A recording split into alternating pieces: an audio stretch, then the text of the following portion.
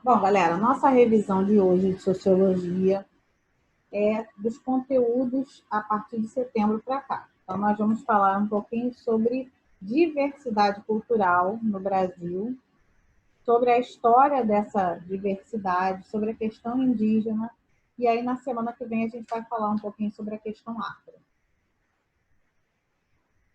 Ok, vamos lá então, galera.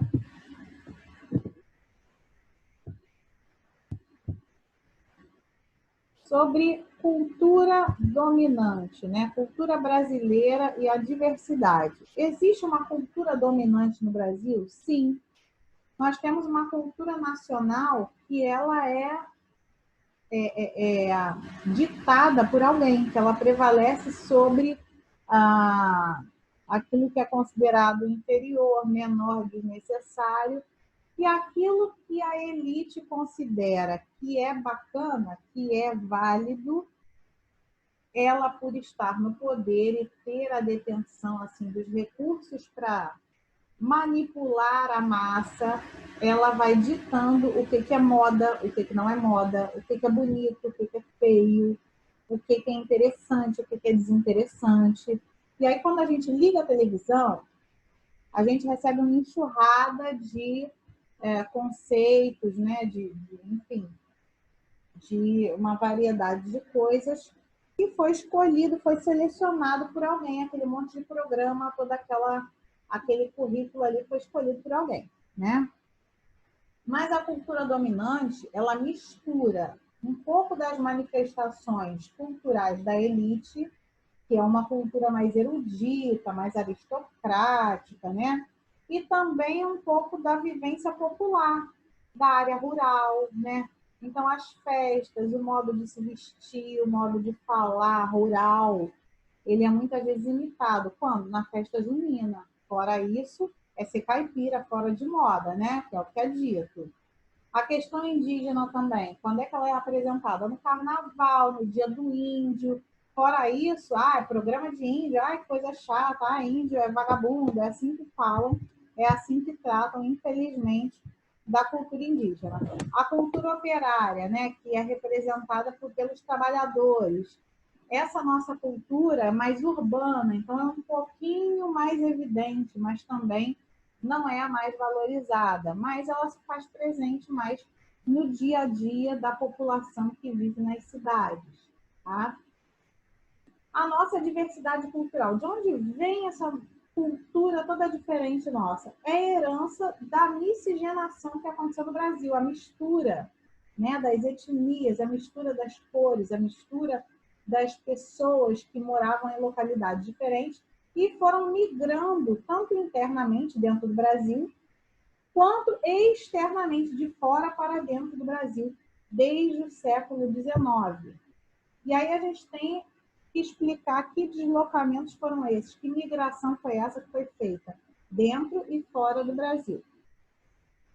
Primeiro motivo aí que a gente tem um deslocamento interno, a seca e a escassez de recursos, né? Poucos recursos de trabalho, de estudos, de saúde, tanto no norte quanto no nordeste brasileiro, fez com que essas pessoas migrassem muito para o sudeste, viessem para Rio, São Paulo, Minas Gerais, uma parte também para o Espírito Santo, né? Também, na época da construção de Brasília, para o centro-oeste do Brasil, ali, né, para a região de Brasília. Mas essa migração se deu por quê? Porque as pessoas vinham em busca de uma vida melhor, de mais recursos, né? Agora, os deslocamentos externos. Por que veio gente de fora para o Brasil? Primeiro motivo é que precisava de mão de obra na cafeicultura, as plantações de café que eram cultivadas até então pelos escravos. Com a abolição da escravatura, começou-se a importar mão de obra da Europa, também da Ásia. Então, foram chegando aqui no Brasil muitas pessoas, né, de outras origens, de outras etnias, que foram, assim, enriquecendo a nossa cultura também com a cultura deles. A outra coisa que trouxe muitas pessoas para cá foi a eugenia, né, que é uma política de branqueamento da população. Porque dizia-se que a nossa população, por ter muitos negros, a gente ia ser um país que não ia dar certo, um país atrasado, porque se considerava, né, através de alguns estudos fajutos científicos, que a etnia negra, que a raça negra era inferior. Então, era preciso trazer pessoas brancas para casar com essas pessoas negras e ter filhos mais clarinhos, como diziam, né? Diziam que isso ia salvar a população. E aí muita gente acreditava nesse conto do vigário.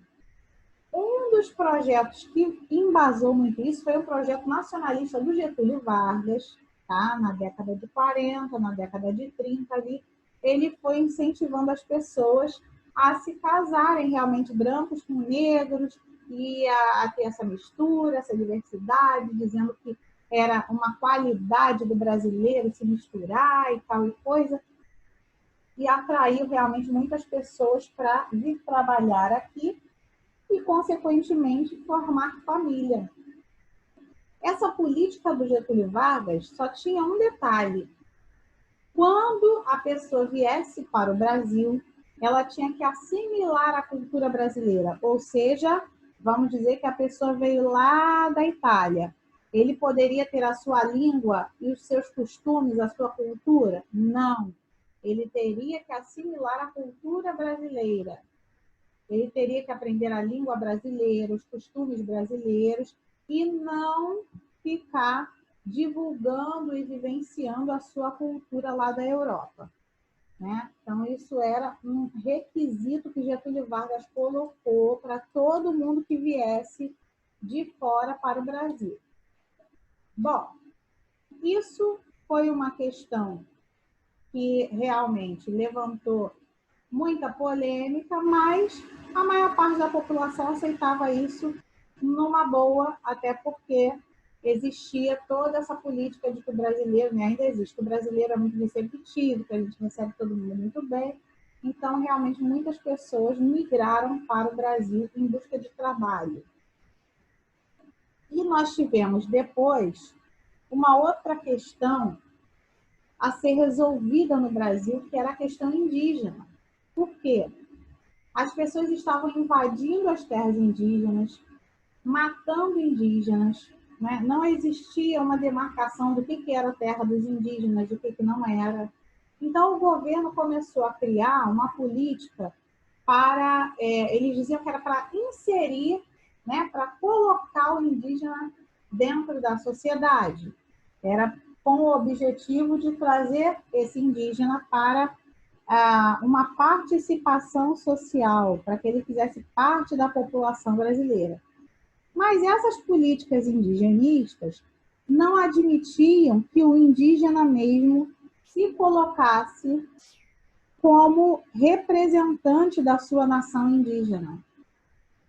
Não se aceitava que o indígena mesmo tivesse voz para falar o que ele pensava. Então, existiam instituições que representavam os indígenas, né? Então, isso tudo começou a causar muitos problemas, porque os indígenas começaram a ver que eles não estavam sendo ouvidos e que aquilo que era importante para eles não era tido como importante para a sociedade brasileira como um todo. Eles davam muito valor à terra, não é só para plantar, colher e morar, mas porque a terra tem um significado, tem um simbolismo quase que esotérico, quase que religioso para eles, né? Então, eles começaram a firmar um movimento indígena. Para quê? Para que eles mesmos tivessem uma representatividade dentro da política, uma representatividade dentro da sociedade, né? E dentro do próprio Instituto da FUNAI, né? Que é um instituto, uma fundação para preservação da cultura indígena, para defesa do indígena no Brasil. Ok? Então, nós tivemos aí um movimento indígena muito grande, principalmente no final da década de 70 e início da década de 80. A questão África, a gente vai aprofundar um pouquinho mais na semana que vem. O que é que se percebe no Brasil sobre a questão afro-brasileira? Existe o racismo ainda, né? Existe uma desigualdade social que não é admitida, as pessoas não costumam falar muito dessa desigualdade, mas ela existe. Os dados estão aí para mostrar, as pesquisas mostram que as famílias negras, elas têm uma dificuldade muito maior de ascender socialmente, de conseguir uma mobilidade na sociedade que as famílias brancas, né? E como é o racismo no Brasil? Diferente de outros países que o racismo era escrachado, que existia segregação racial, como nos Estados Unidos, na África do Sul, em outras partes do mundo onde também acontece. Aqui no Brasil, o racismo ele é silencioso. As pessoas não falam, eu sou racista, eu não gosto de preto, eu não gosto de negro. Não, as pessoas elas demonstram isso com atitudes. Né? Se entra um negro numa loja, o segurança logo vai atrás. Se um menino negro vem na nossa direção, atravessando a rua de noite, a gente já fica com medo de ser assaltado. Então, tudo isso é o quê? Um posicionamento racista. Né? É um racismo que a gente não fala, mas que existe e dói, machuca as pessoas. Né?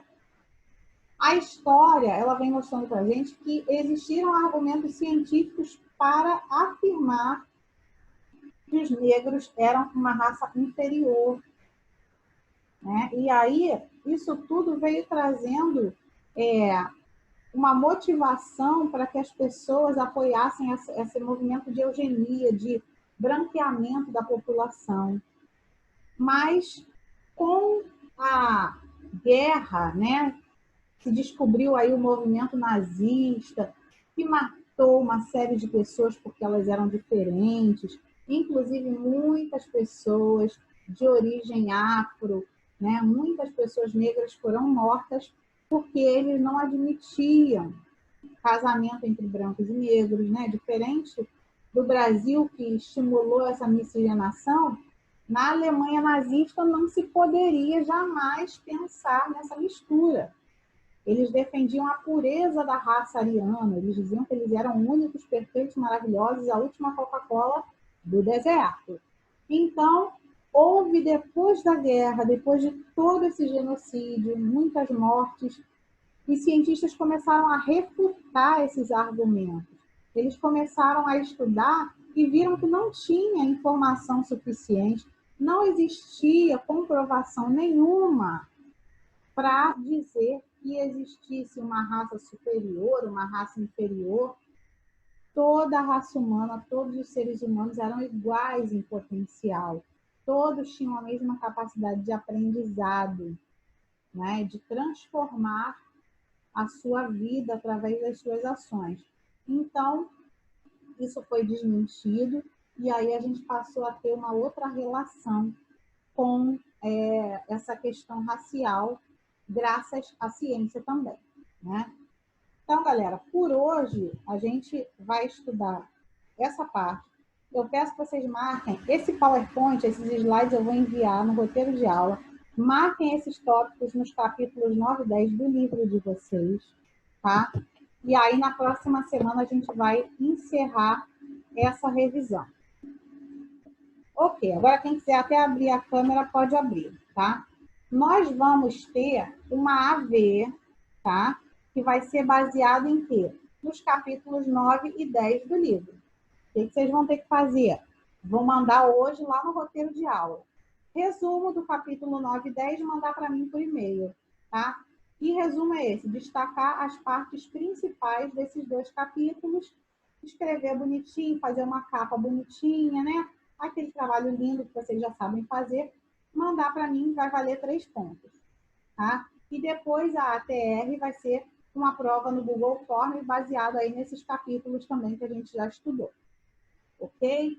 Então, nada muito difícil, nada muito escandaloso.